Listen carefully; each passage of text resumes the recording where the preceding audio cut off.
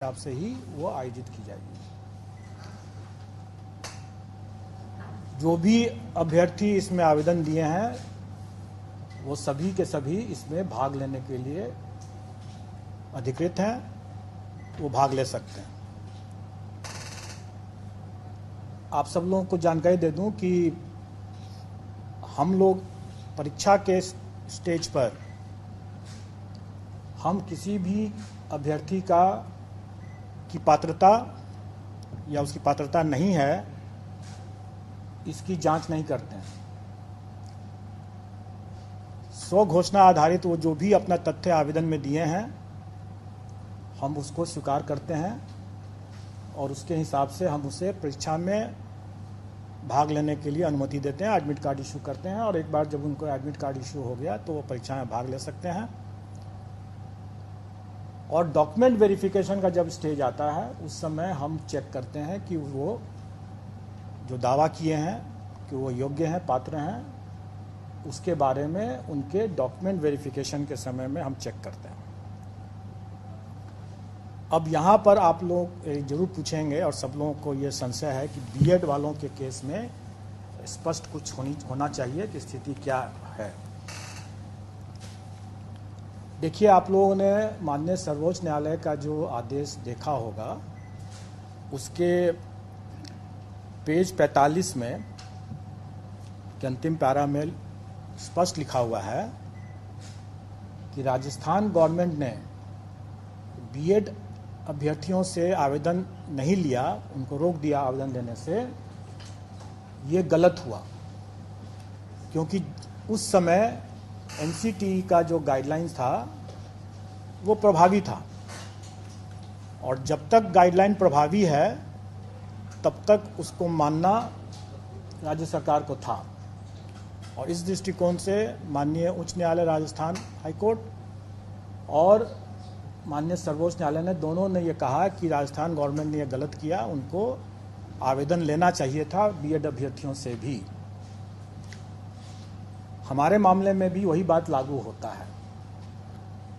जिस समय हम लोगों ने आवेदन आमंत्रित किया उस समय ये बीएड अभ्यर्थी पात्र थे, योग्य थे और इसलिए उनको आवेदन आमंत्रित करने का मौका दिया गया और उन्होंने आवेदन दिया भी। उसी में आगे माननीय सर्वोच्च न्यायालय ने यह भी आदेश दिया है कि ये एक एस्टैब्लिश प्रैक्टिस है, सेट प्रिंसिपल्स ऑफ लॉ है कि कोई भी वैधानिक संस्था द्वारा कोई एक वैध विधिवत कोई एक आदेश निर्गत होता है तो वो तब तक प्रभावी होता है जब तक कि वो रद्द नहीं हो जाए किसी कोर्ट के आदेश से या किसी अन्यथा। तो इसका मतलब यह हुआ कि 11 तारीख के पहले वो आदेश प्रभावी था एनसीटी का और उसमें जो भी अधिकार उस सर्कुलर के बेसिस पर जो भी अधिकार लोगों को मिला वो अधिकार सुरक्षित है, वो उसमें कोई रुकावट नहीं है। तो इसका मतलब यह हुआ कि जो लोग नौकरी पा लिए पहले से उनकी नौकरी भी सुरक्षित है। जिन लोगों ने एग्जाम में अपीयर होने का अधिकार प्राप्त कर लिया उनका वो अधिकार भी सुरक्षित है।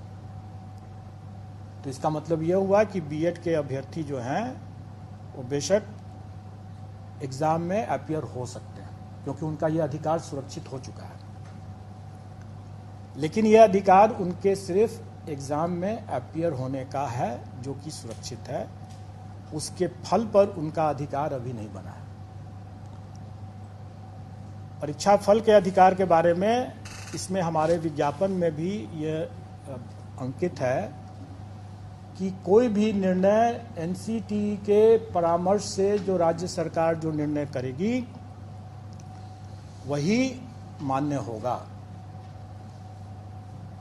क्योंकि हम लोग एनसीटी से गाइडेड होते हैं और जैसा कि मैंने पहले बताया कि पेज 45 सुप्रीम कोर्ट के ऑर्डर के लाइट में कि राजस्थान सरकार को भी एनसीटी के आदेश को मानना चाहिए था क्योंकि वो उस समय प्रभावी था और हम लोग भी उसी को मानते हैं। और एनसीटी का गाइडलाइन जो भी रहेगा, राज्य सरकार का जो भी उस पर जो निर्णय होगा वही अंतिम निर्णय होगा, वही मान्य होगा। तो ये सबको मानना है। इसके संबंध में जब स्थिति आएगी कि परीक्षा फल के संबंध में कि उनकी पात्रता बनती है कि नहीं बनती है, इसके संबंध में जो भी निर्णय होगा वो उस समय उसके परीक्षा फल को प्रभावित करेगा। अब एक जैसा आप लोगों ने पाया ही होगा कि माननीय सर्वोच्च न्यायालय ने राइट टू एजुकेशन को राइट टू क्वालिटी एजुकेशन भी माना है। स्वाभाविक है, और आप सब लोग अवगत हैं कि राइट टू लाइफ, जीवन का अधिकार, ये शिक्षा के अधिकार के पहले से ही हमारे संविधान में जीवन का अधिकार जो है एक मौलिक अधिकार के रूप में पहले से उपलब्ध है।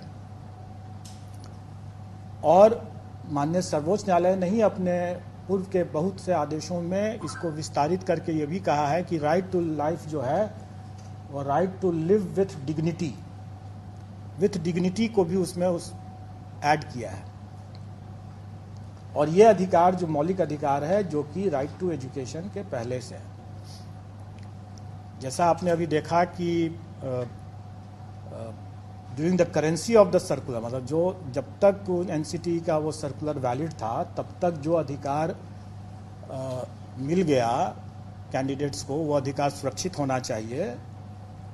तो मेरा ये व्यक्तिगत ओपिनियन है, अभिमत है कि जीवन का अधिकार जो उन्हें मिला कि हम बीएड करके ब्रिज कोर्स के रास्ते से हम अपने इस अधिकार का पालन कर पाएंगे, इसकी पूर्ति कर पाएंगे, अपना आजीविका अर्जित कर पाएंगे। ये अधिकार जो मुझे मिला, ये अधिकार वर्तमान में शायद उसका हनन हो जा रहा है। तो अगर कोई अभ्यर्थी,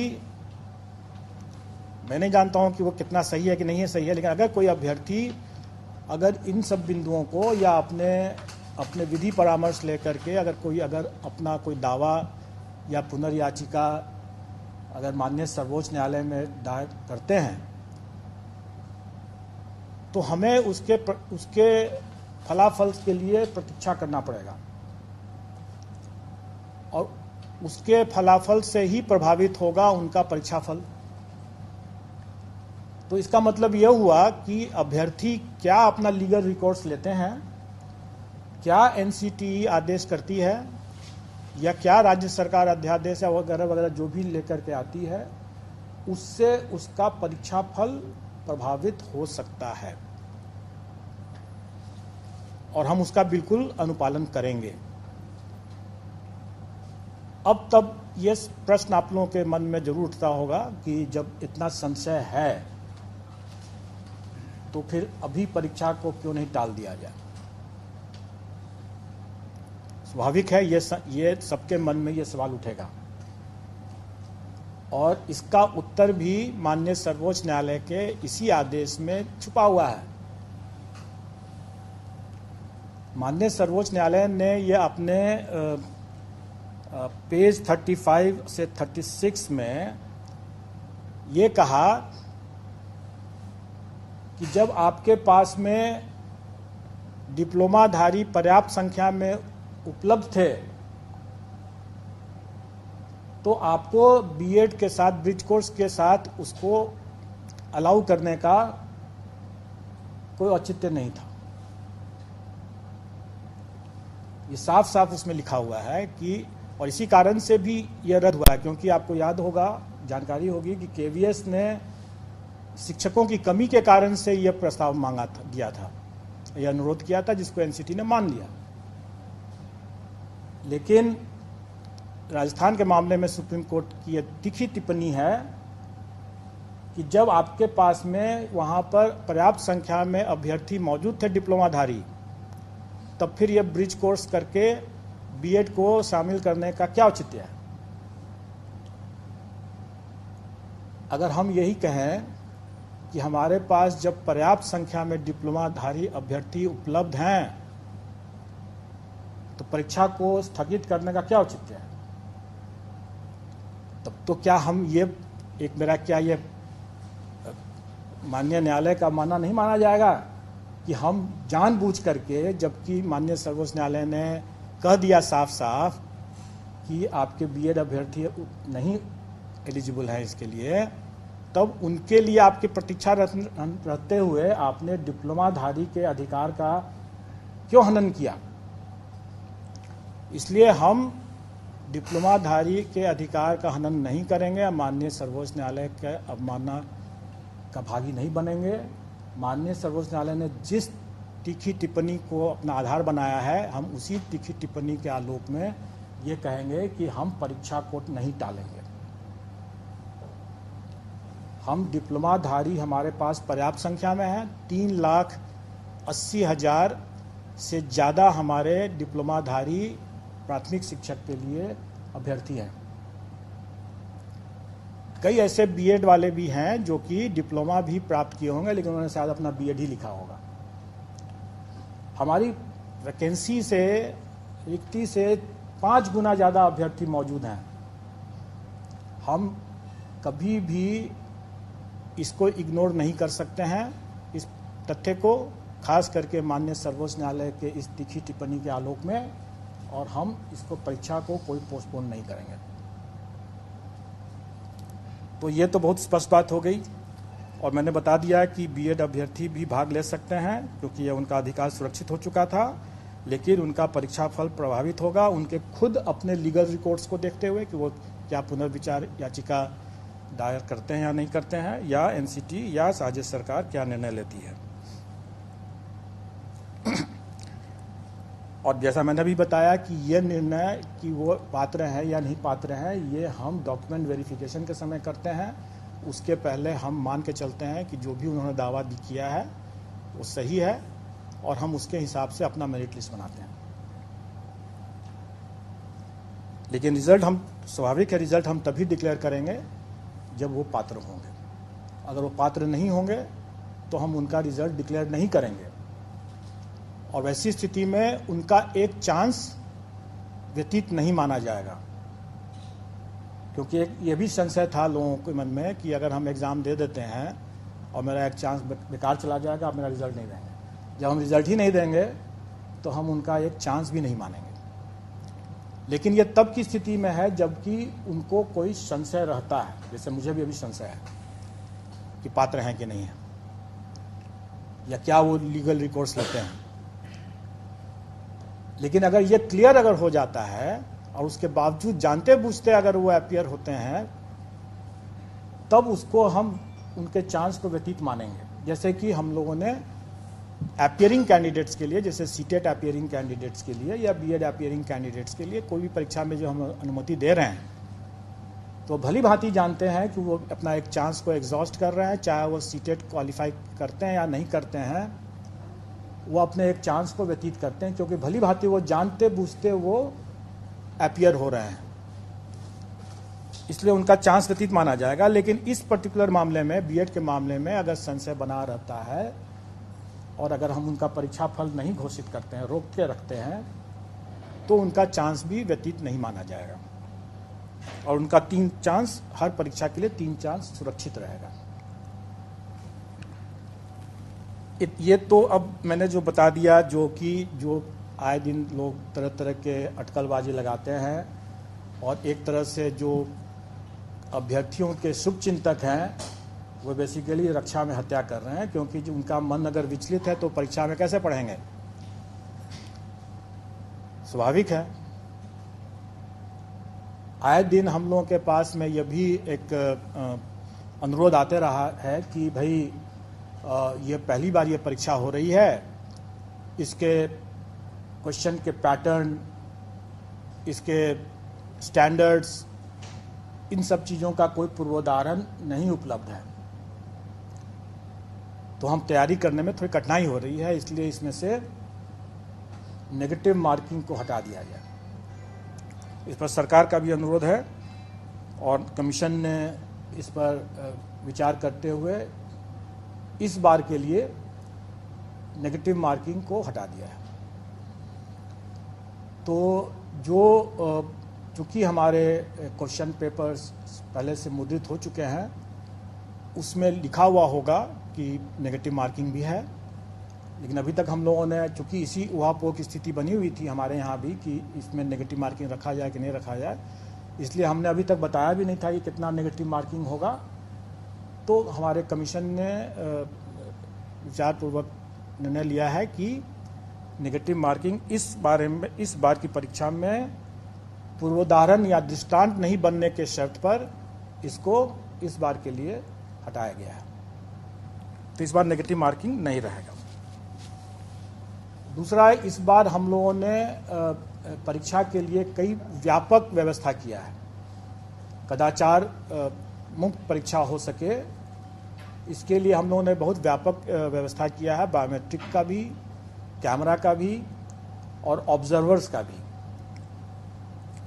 आप सब लोग अवगत हैं कि 1 घंटा पहले परीक्षा कक्ष में प्रवेश बंद हो जाएगा। बहुत बार लोग इसको कंफ्यूज कर जाते हैं, लोग ये बोलते हैं कि 1 घंटा पहले सेंटर में पहुंचना है। नहीं, 1 घंटा पहले अगर आप सेंटर में पहुंचेंगे तो आप प्रवेश नहीं कर पाएंगे।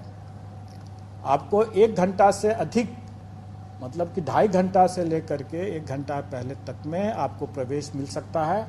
आपको उसी के हिसाब से वहाँ पहुँच जाना है और 1 घंटा पहले बंद हो जाएगा प्रवेश। और इस बार कैमरा भी लगा रहेगा, गेट पर भी, कक्ष में भी। तो इसलिए इसका कोई उल्लंघन न करे, ये सब कैमरा के नज़र में रहेगा। हम लोगों ने अपनी पुरानी व्यवस्था के हिसाब से अनसील करना, मतलब कि क्वेश्चन पत्र का जो बॉक्स है वो सीधे पहुंचेगा परीक्षा कक्ष में और अभ्यर्थियों के समक्ष खुलेगा। लेकिन स्वाभाविक है कि वो बॉक्स जो होगा वो एक ही कक्ष में पहुंच पाएगा और वहां से उसके अंदर से सील पैकेट निकलेगा और फिर वो अलग। बड़ा बयान बीपीएससी के चेयरमैन अतुल प्रसाद की तरफ से। आपको बता दें कि परीक्षा नहीं टाली जाएगी, परीक्षा होगी। पात्रता एनसीटी और बिहार सरकार तय करेगी। तो परीक्षा जो कि 24 और 25 तारीख को, 26 तारीख को होने वाली थी, वो परीक्षा अब टाली नहीं जाएगी। पात्रता पर एनसीटीई और राज्य सरकार फैसला लेगी। तो बीपीएससी के चेयरमैन अतुल प्रसाद करेंगे प्रेस कॉन्फ्रेंस। तो हालांकि सरकार ये फैसला लेगी कि कैंडिडेट्स पात्र हैं कि नहीं है।